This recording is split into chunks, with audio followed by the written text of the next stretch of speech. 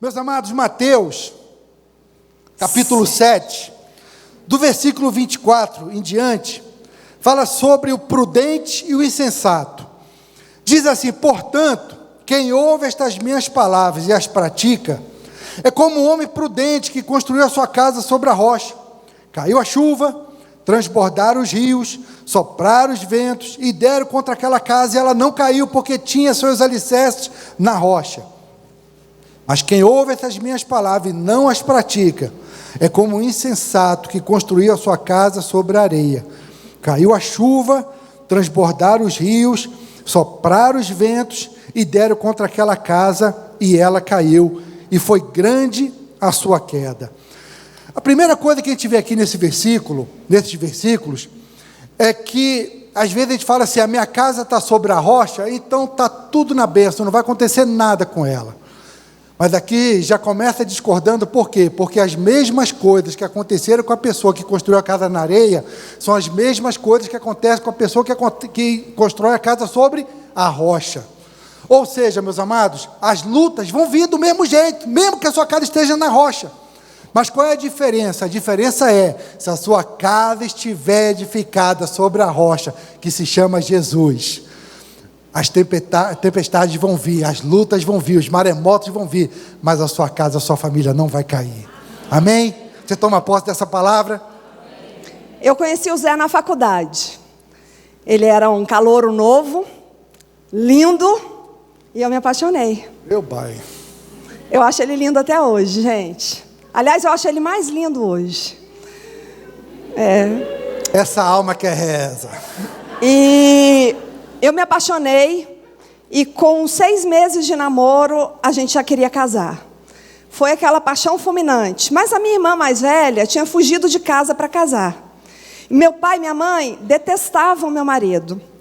E não queriam que eu casasse de jeito nenhum. Quando eu falei que eu ia casar de qualquer jeito, meu pai falou: não quero outra fugindo de casa para casar. Já que ela quer casar, vamos ajudar. Ajudaram a gente a casar, mas sem abençoar, sem concordar, só para não ter outra rebelde dentro de casa. E para vocês terem uma ideia, meu pai me levou para a igreja, eu vestida de noiva, e o meu pai chorando dentro do carro, falando assim: não casa não, minha filha, me pede qualquer coisa que eu te dou. A gente cria uma filha com tanto amor, vem um vagabundo e rouba ela da gente. Eu de noiva, indo para a igreja. E casei, fui morar com ele, achando que ele era o meu príncipe encantado. Com 6 meses de casado, eu descobri que ele não era um príncipe. Ele estava mais parecido com um sapo. Eu e ele não tínhamos os mesmos valores. Eu e ele não tínhamos os mesmos objetivos. Eu não conhecia ele. Ele queria uma coisa, eu queria outra. Nós fomos criados com princípios completamente diferentes. E começamos uma guerra dentro de casa. A gente só tinha uma coisa parecida: a personalidade. Eram 2 turrões, briguentos, teimosos, e nenhum dos dois dava o braço a torcer. Amor, esse negócio da gente se conhecer só depois do casado, ainda bem que foi só eu e a Bruna. O meu prato na época, o principal, que eu gostava mais, era o filé parmegiana. E a Bruna, é o estrogonofe. Aí a gente só tinha dinheiro para pegar um prato. Então a gente ia no restaurante, e aí via o garçom. Só a gente, né, gente? Só a gente que era via assim. o garçom, e eu falava assim: garçom, por favor, vê o estrogonofe para ela. Não, amor, que isso, amor? Seu filé parmegiana. Vê um filé parmegiana para ele. Eu: minha querida, que é isso? Vê o filé, vê o seu estrogonofe. Ela: meu amor, my love. Veja o garçom olhar e falar assim: cara, esse casal não existe, que é isso? Esse casal deve ser lá do MIDI, só pode. Aí nós casamos. Quando nós casamos, nós fomos lá no mesmo restaurante. Aí o garçom veio e falou: esse casal é top. Aí eu falei: vê um filé parmegiana? Ela: não, vê um estrogonofe. Eu: não, chega estrogonofe. Ela foi descobrir depois que casei que eu nem gostava muito de estrogonofe. Propaganda enganosa, gente. Já ouviram falar nisso? E como é que eu ia chegar para meu pai e para minha mãe com 6 meses de casado e dizer para eles: não aguento mais, não quero mais, quero me divorciar? A primeira areia que a gente edificou nossa casa foi a areia da paixão. E muitas famílias edificam sua casa na areia da paixão, mas paixão é areia, a paixão acaba. E aí, o orgulho não deixou eu virar para meu pai e falar que eu queria me separar. Então nós começamos a edificar nossa casa noutra areia, chamada dinheiro. Começamos a trabalhar muito, montamos uma empresa, e a gente trabalhava muito para essa empresa prosperar, e prosperou. E nós começamos a ganhar muito dinheiro. E a gente continuava brigando, a gente continuava se desentendendo, mas aí, quando eu estava com muita raiva dele, eu corria no shopping, gastava um monte. Ou então a gente fazia uma viagem e fingia que não estava nada acontecendo, só que dinheiro, gente, é areia também. E alguns pouquinhos anos atrás, veio um presidente, e aí esse presidente, gente, tirou todo o dinheiro da conta, deixou 50 dinheiros lá, 50 cruzeiros. Alguns vão se lembrar disso. E foi bem na época que a gente tinha feito a expansão da empresa, pegamos um empréstimo grande no banco, estava com dinheiro ali guardado para pagar, e veio o plano do governo e tirou todo o dinheiro. E a nossa empresa quebrou da noite para o dia. A segunda areia afundou, que foi a areia do dinheiro. E aí, dessa vez, nosso casamento afundou junto. Não tinha mais jeito. Não tinha mais paixão. Não tinha mais dinheiro. Nós fomos morar na casa dos meus pais. Aqueles que amavam meu marido, sabe? Lembra deles? Para piorar a situação, meus pais eram nossos avalistas. Imagina como é que era a convivência, como é que era maravilhoso esse tempo. E eu lembro que a gente sentou num domingo à tarde e falou, não aguento mais, não suporto mais, quero me separar, ele também. Ele falou, vou embora. Eu falei, já vai tarde. E ele arrumou as coisas dele para ir embora. Só que nessa época nós já tínhamos o Juan, de 1 ano, que hoje é pastor. E por causa dele, ele não foi embora. Ele falou, eu vou amanhã e levo o Juan. Eu falei, não, embora você pode ir, mas o Juan você não leva. E eu vejo muitas famílias, muitos casais ficando casados por causa de dinheiro, por causa de aparência.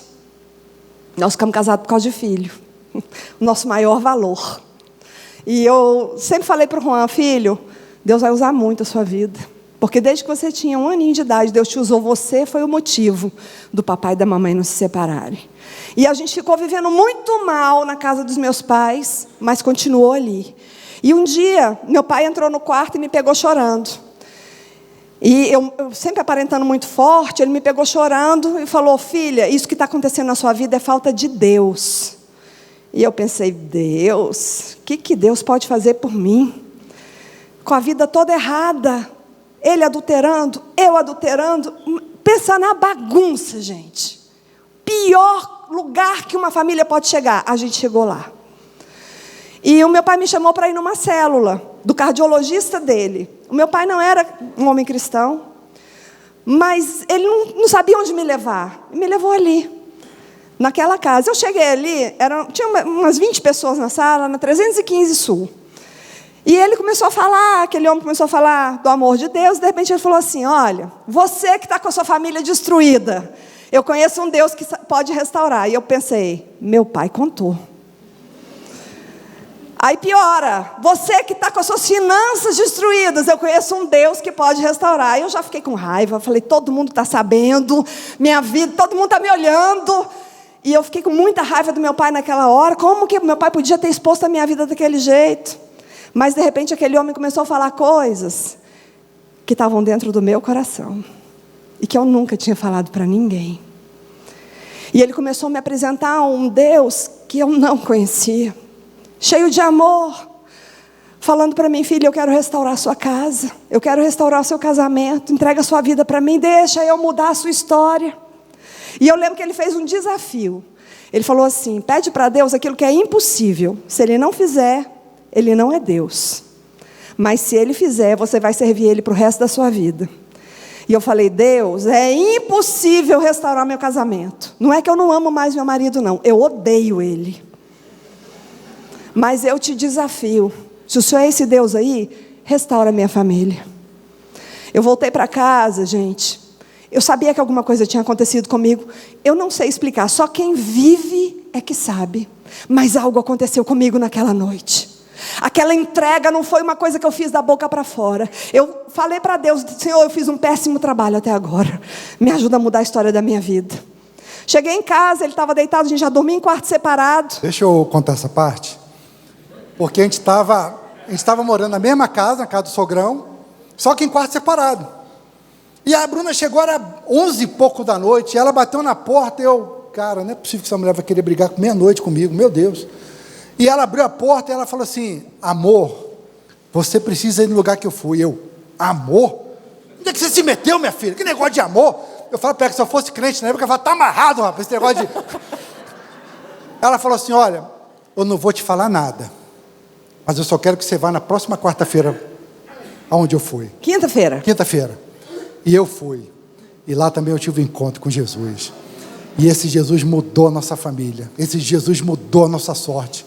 Mudou nosso casamento e transformou uma família destruída numa família restauradora de famílias. E amados, é isso que Deus faz, onde abundou o pecado, superabunda a graça. Por isso eu quero já começar profetizando na sua vida. Essa luta que você está passando aí, esse problema que você está vivendo, essa coisa que você fala assim: não tem solução, não sei como eu vou resolver. Pois é nessa área que você vai ser usado por Deus para restaurar outras vidas. Ele não só vai fazer na sua casa e na sua família, como Ele vai fazer de você um instrumento para restaurar outras famílias. A Bíblia fala que Deus não faz acepções de pessoa. Por que nós, e não estava no nosso script dar o nosso testemunho, um breve, né, o testemunho. Por que nós fizemos questão de contar o nosso testemunho para vocês? E hoje, nós estamos aqui, pastores, um casal que cuida de família, com nossos filhos na presença de Deus, com nossos filhos buscando a Deus, com nossos filhos adorando a Deus, prosperando no Senhor. Por quê? Você acha que Deus chegou e falou assim: não vou abençoar, não vou abençoar, não vou abençoar, não vou fazer nada, não vou fazer nada, vou fazer, mas vai ficar meia boca, não sei o quê, Talismã Bruna vai ser top, aí você não vai ser nada, você vai ser top. Você acha que Deus faz isso? Não. Pastor, por que vocês estão aqui? Sabe por que nós estamos aqui? Porque nós ouvimos a palavra de Deus e nós colocamos em prática a palavra de Deus. Mas coloca de novo Mateus 24, Mateus 7, 24, coloca de novo. Portanto, aquele que ouve essas minhas palavras Olha, só ouvir, é concordar com elas. Eu concordo com elas, essa palavra é de Deus. Não é só ouvir, não é só concordar, não é achar uma bênção, não é aprender, é praticar. Olha só, igreja, nós estamos no ano 2020. Deus colocou uma palavra no coração do pastor Clênio, que esse é o ano da dupla honra. Todo mundo sabe de cor, é muita bênção. E realmente esse ano 2020 será o ano da dupla honra na nossa vida. Amém. Em tudo que a gente fizer. Nos primeiros, do dia 3, não sei qual foi o dia, nós fizemos 12 dias de profecia, profético. Vieram aqui pastores, vieram aqui pastoras, homens de Deus, mulheres de Deus, profetizaram sobre... Quem estava aqui nos 12? Olha, muita gente. Meus amados, isso é muita bênção. E nós trabalhamos com família. Nós amamos família. Quando uma família, ela está destruída, ou ela está passando por luta, nós choramos. E alguém aqui, algumas pessoas sabem que nós fazemos coisas que a gente não precisava nem fazer. Mas nós fazemos por quê? Porque está no nosso sangue. Deus colocou na nossa casa o poder de restaurar famílias, restaurar lares. E por que Deus colocou essa palavra no nosso coração para ministrar para vocês? Eu não vou nem falar fora da igreja,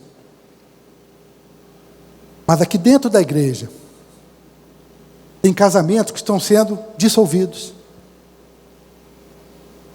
Tem famílias que estão brigadas. Divisão, que tem filhos que estão com problema com os pais. Confusão. Nós temos visto aqui na igreja. Eu quero falar uma coisa para vocês. Se nossa família fosse uma família destruída, a gente não estaria aqui falando com autoridade para vocês. Eu quero me policiar muito no meu tom de voz, que eu quero ser um pastor muito amoroso. Porque por mim eu já estava dando berro aqui, mas eu estou me segurando, e realmente é o Espírito Santo que está me segurando. Porque dentro da igreja, meus amados, tem que ser famílias fortes, tem que ser famílias felizes, tem que ser famílias poderosas, tem que ser famílias que dão fruto. Mas pastor, minha mulher já saiu de casa, meu marido já saiu de casa, meu filho está não sei aonde, e tal, eu estou passando por luta, e não sei o quê. Deixa eu falar uma coisa para vocês, não é da vontade de Deus que vocês estejam passando por isso. É da vontade de Deus que tudo que for ouvido e tudo que for praticado. Meu filho, eu tinha um pastor que já faleceu, o pastor Vilarindo, que ele falava assim: se isso não tiver de acordo, eu rasgo a minha Bíblia. Eu vou falar a mesma coisa que o pastor Vilarindo falava. Se você colocar em prática tudo o que a Bíblia diz para você fazer, e você me procurar depois e falar assim: pastor, já fiz tudo, mas é tudo mesmo, porque você sabe que você não faz tudo.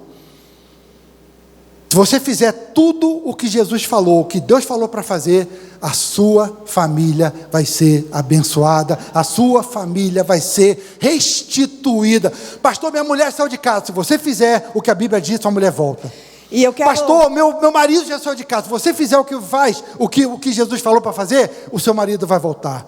Pastor, meu filho já está nas drogas, meu filho já está no mundo. Se você fizer o que a Bíblia fala, os seus filhos vão voltar e vão ser adoradores do Senhor.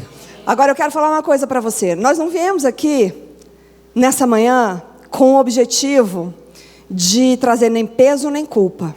Nós viemos aqui com um único objetivo e com um comando do Senhor. Presta atenção.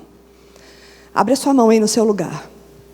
Nós viemos aqui como profetas de Deus, para declarar que você e a sua casa serão poderosos no Senhor. Nós viemos aqui como profetas de Deus para declarar um basta do inimigo dentro da sua família. Nós viemos aqui como profetas de Deus para dizer que você e a sua casa servirão ao Senhor e nenhum dos seus se perderá. Nós viemos aqui como profetas de Deus para dizer: chega de confusão, chega de contenda, chega de barraco, chega de divisão, chega de dívida. O Senhor dos Exércitos assume o controle a partir de agora. Você recebe essa profecia?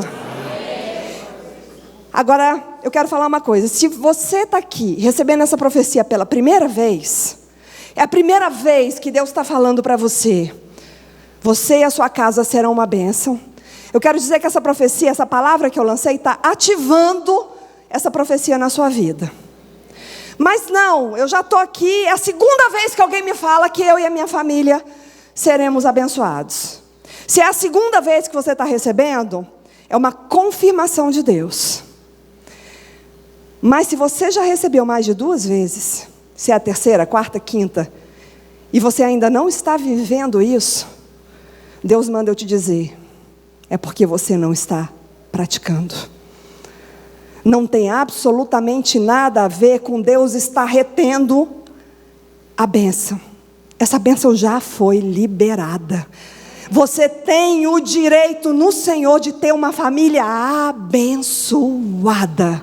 Mas para isso você precisa praticar. E Deus colocou algumas coisas, poucas coisas no nosso coração, que quando forem colocados em prática, vão fazer toda a diferença dentro da sua casa, da sua família. E quando a gente estiver falando aqui, nós não estamos falando só de casamento. Nós estamos falando de relacionamento familiar, irmãos, pais e filhos.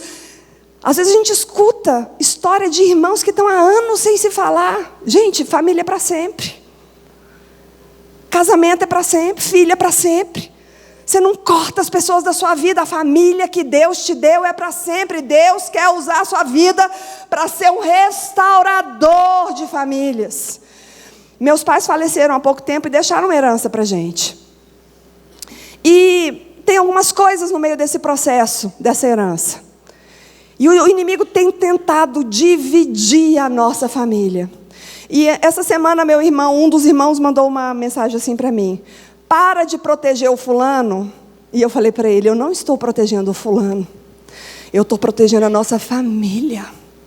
Porque a nossa família vale mais do que muitos milhões. Perder a sua família por causa de dinheiro, perder a sua família por causa de ferida no coração, perder a sua família por causa de uma palavra que foi mal colocada no momento que foi impensado, tudo isso não pode acontecer dentro de uma família onde Jesus é o centro. Jesus veio restaurar relacionamentos. Ele derrubou a parede da inimizade. quando a gente tem um encontro com Deus, com Jesus, algumas coisas, alguns milagres acontecem rápido. Por exemplo, a gente estava no processo de separação, divórcio. Quando a gente teve um encontro com Deus, a gente já ouviu que o nosso casamento era para sempre. E nós falamos assim: meu filho, pode acontecer o que for, nós vamos ser casados para sempre. Nós perdemos um filho. Ele nasceu, passou 15, 20 dias, ele faleceu.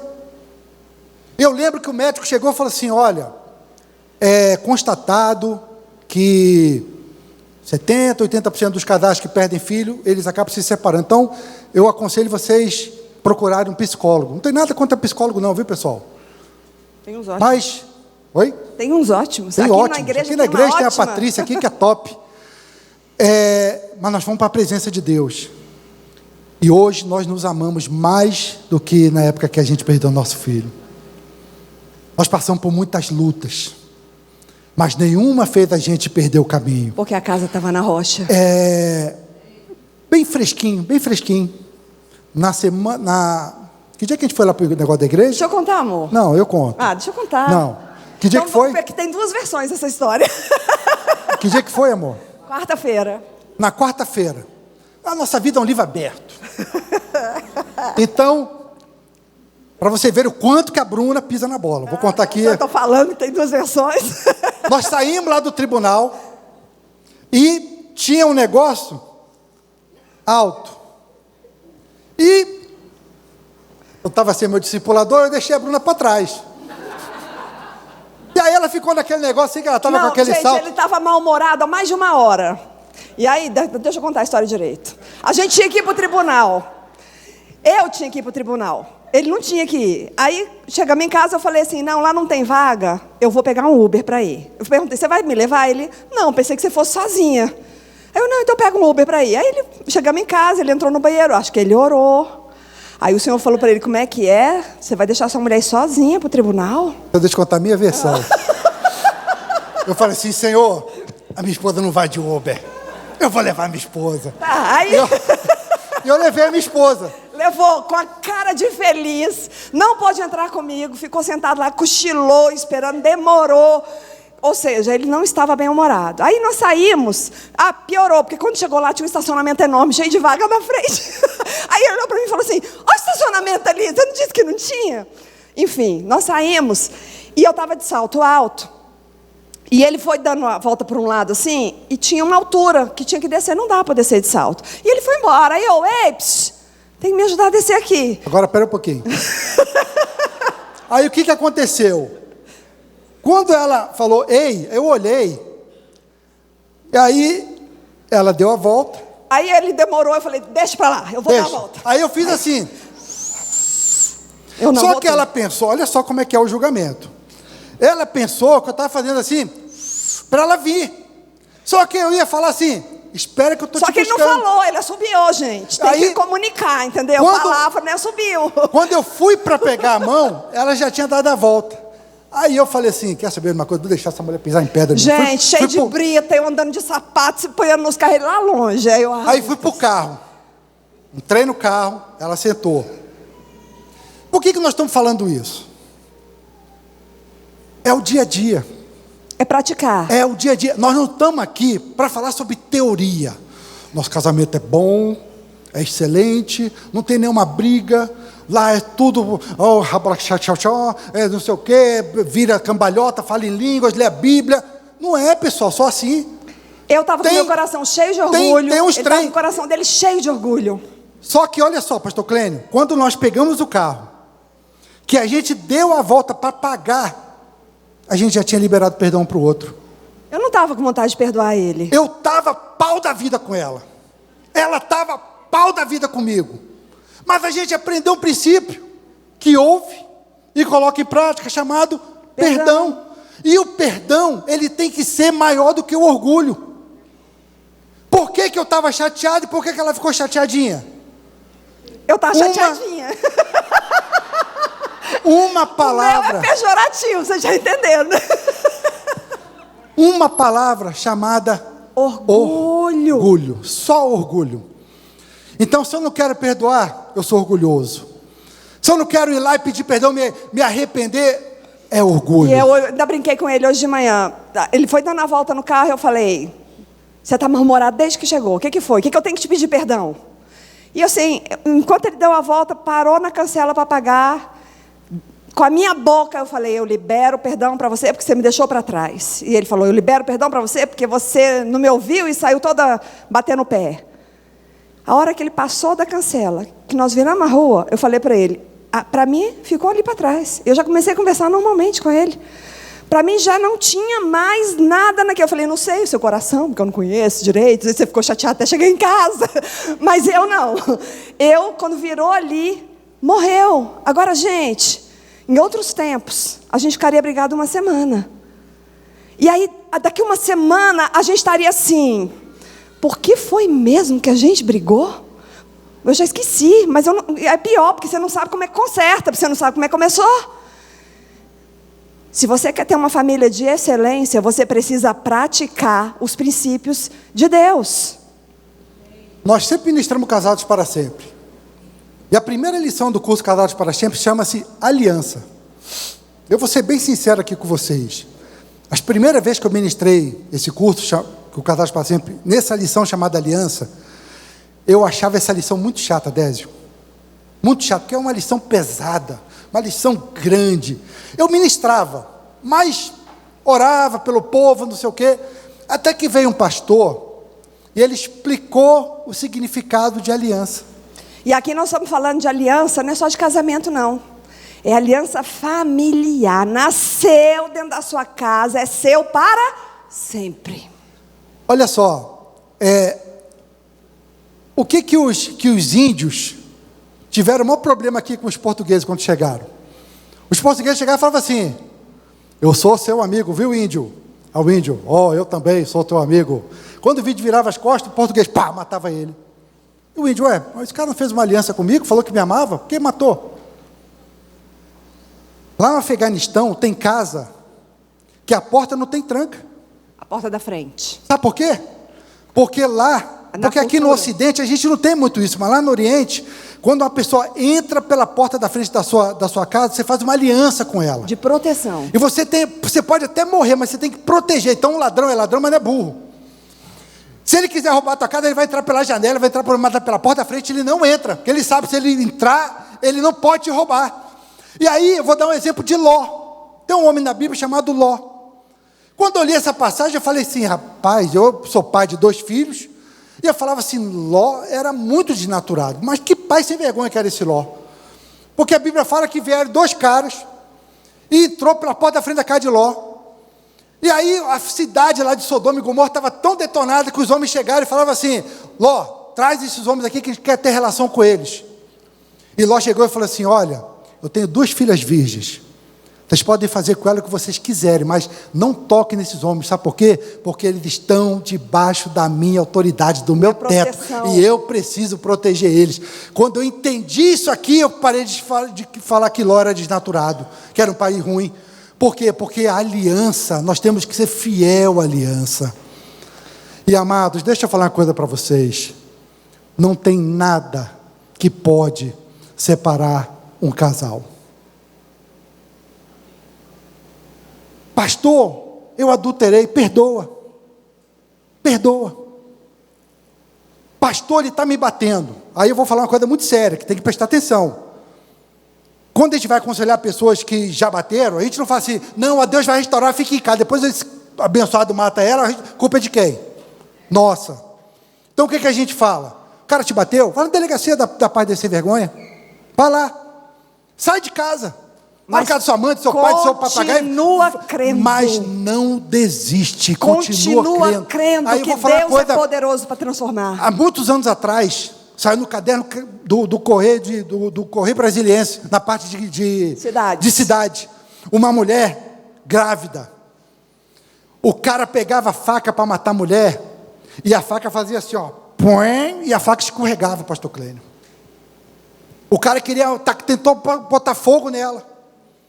E para cortar a história, eles eram líderes de Casados para Sempre.